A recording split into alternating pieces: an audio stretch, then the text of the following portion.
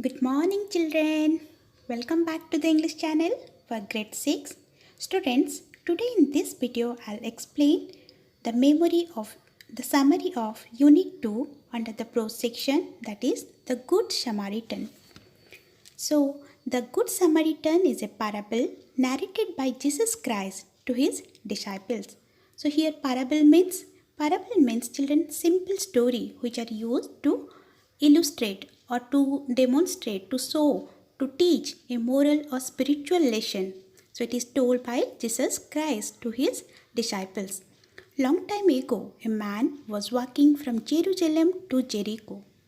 See children, I would show in these pictures how this man is walking from Jerusalem to Jericho. Suddenly, he was attacked by two robbers who beat him up and stole everything he had and also the clothes on his back. The man lay bleeding beside the road. A priest came along and saw the bleeding man. But instead of helping the bleeding man, the priest backed away quickly and went on his way. Then another man came along. He also saw the man lying in the dirt, but covered with blood. But the man also hesitated to touch him because of his terrible state and went away. Eventually, a Samaritan comes down the road. He came over to the man and gently cleaned the man with water and also gave him some water to drink. He cleaned the wounds with a little wine to make them heal quickly. He put the man on his donkey and brought him back to the town. Although the wounded man was a Jew, the Samaritan helped and saved him. Jews and Samaritans had been enemies for hundreds of years. The Samaritan gave some money to an innkeeper and asked him to give a clean bed and to take good care of the man until he was strong again.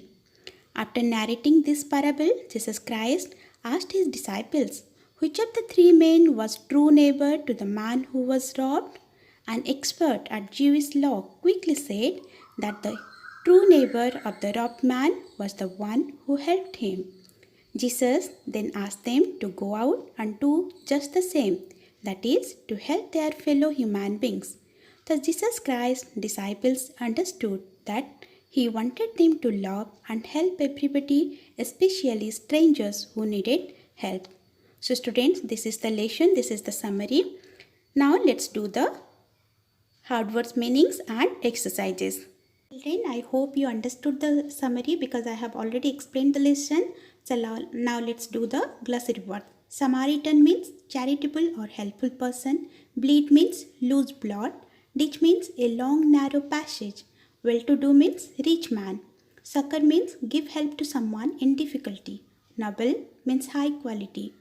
Generous means showing readiness to give money, help, kindness, etc. Parable means simple story which teaches a moral or religious lesson.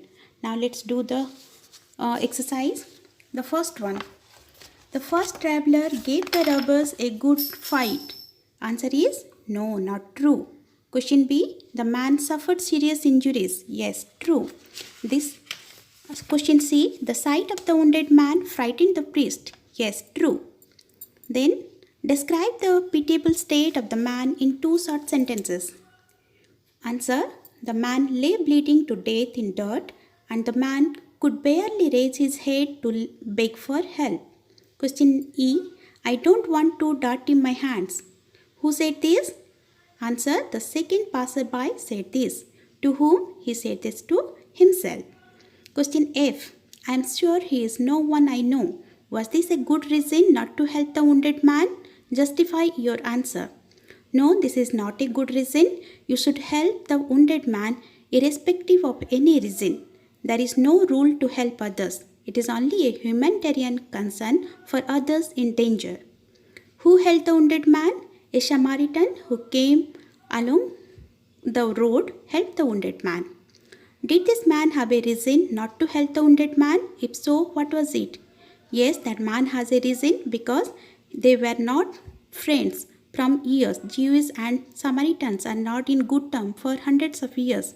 But this man didn't have a reason not to help this wounded man. It was his love for the mankind that made him to help the wounded man. The wounded man was a Jew. Jews and Samaritans were enemies for centuries, but despite this enmity, the Samaritan helped the wounded man. Question I. The fourth traveler had noble and generous feelings. True. Question J. There was something special in the fourth man's act of kindness. What was it? Answer. The wounded man was a Jew. The man who helped him was a Samaritan. Jews and Samaritans were enemies for centuries. Despite this enmity, the good Samaritan helped the wounded Jewish man. Question K. What first aid did the Samaritan give the wounded man? What was the beast of burden in the ancient days? Very gently, the Samaritan lifted the man's head and brushed the dust but out of his mouth. He took some water and cleaned the man's eyes and gave him some water to drink. He put wine on his wounds to clean them and make them heal quickly. Then he carried the man to the town on his donkey. The donkey was the beast of burden in the ancient days. Question I. The Samaritan was well-to-do. Give 2 reasons. Answer. The Samaritan owned a donkey and carried wine with him. He gave some money to the innkeeper to take care of the wounded man. So it shows that he was a well-to-do person, is a rich person. Who narrated this parable? Jesus Christ narrated this parable. Question N. What moral lesson did Jesus teach through this parable? Jesus taught his followers to love everybody, especially strangers and those who are in need of help. Now let's do the grammar, children. Question number 4. Now working with your partner, rewrite these pairs of sentences as single sentences. You did not ask me for a loan. I did not give you a loan, so you have to make it as a single sentence. Neither did you ask me for a loan, nor did I give you one.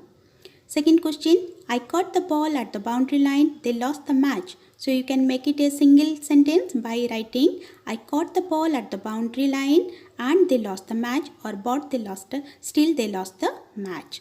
Question number C, she ran very fast. She caught the chain snatcher. You can write the answer, she ran very fast and caught the chain snatcher. So children, here you can omit one sentence and make it by joining any conjunction and, both, still, but, etc. to make a single sentence. Now word formation. See children, we can add the suffix er to any verb and make it a noun. Like we can make play, player. So player is a noun. Play is a verb. Similarly, let's do here. Working with your partner, write down some verbs and their noun forms. Like te. So for te, you can make it as teach. Teach is the verb and teacher is the noun. Next one, dream, dreamer, plan, planner, read, reader, work, worker, lead, leader, wave, waver, win, winner, lose, loser. So here these are the verbs, teach, dream, etc. are the verbs, and you can add er suffix to make it a noun. Now write a conversation between the innkeeper and the injured man. Begin like this. The next morning the innkeeper said to the injured man, you lay unconscious the whole day yesterday. How are you feeling today? Much better, thank you, said the injured man. So we can again add with this. Innkeeper said, you lay unconscious the whole day yesterday. How are you feeling today? Injured man, much better, thank you. How did I come here? Innkeeper, yesterday a Samaritan brought you here on his donkey. You are badly wounded and unconscious. Injured man, sorry sir, all my belongings were robbed on the way and I was beaten to death. Now I don't have anything to pay your room rent. Innkeeper, not necessary, the Samaritan has given enough money. You can stay here until you become strong to go back home. Injured man, oh God, good.